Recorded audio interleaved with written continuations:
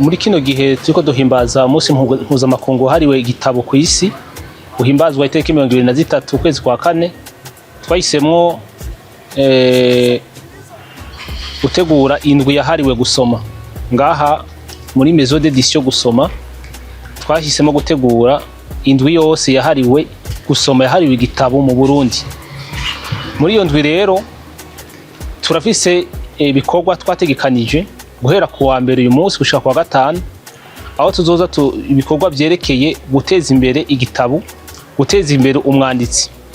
Tugomba uko umwanditsi n'umusomyi bogira ikibanza aho bahurira, ingene bashaka kuganira kugira ngo igitabo n'ubumenyi bitera imbere.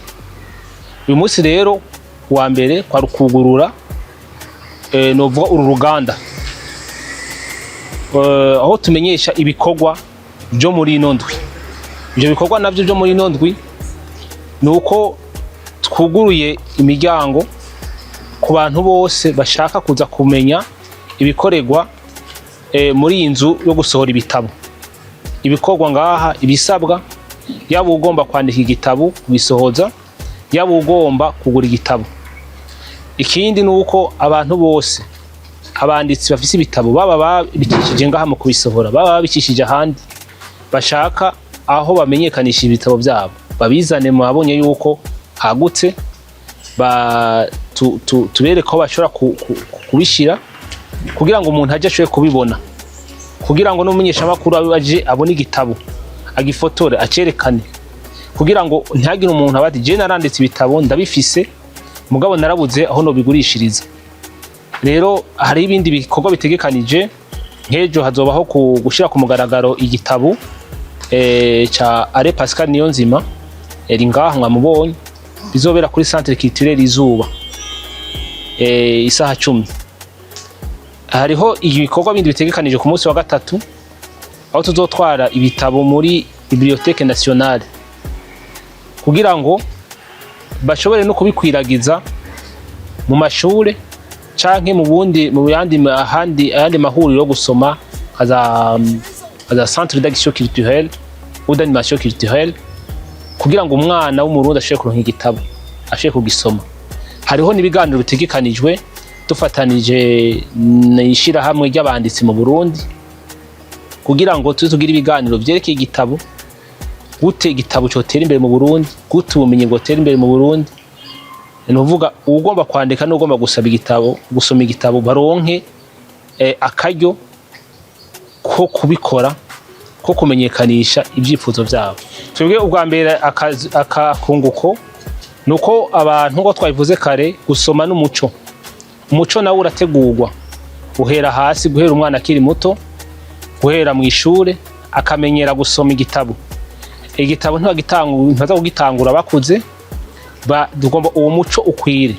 Bimwe byo ngo Abarundi ntibasoma bihagarare, bimwe byo ngo Abarundi ngo ntibakunda igitabo cyangwa ntibandika. Abakunda kwandika barahari, n'abakunda gusoma barahari, gute bohura.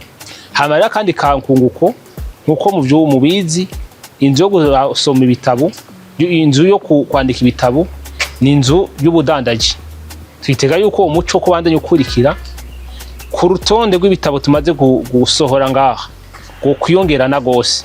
Hariho abantu tuvuga tuti bari bafite ibyiyumviro batari bazi ingene boshobora gushika ku kwandika igitabo, bakaza ngaha tukabibasigurira ingene igitabo cyandikwa n'ibisabwa, hanyuma bakaronka igitabo. Twababwiye turafite ibitabo bishika 11 mu myaka 3 tumaze dukora, bimaze kuja ku mugaragaro.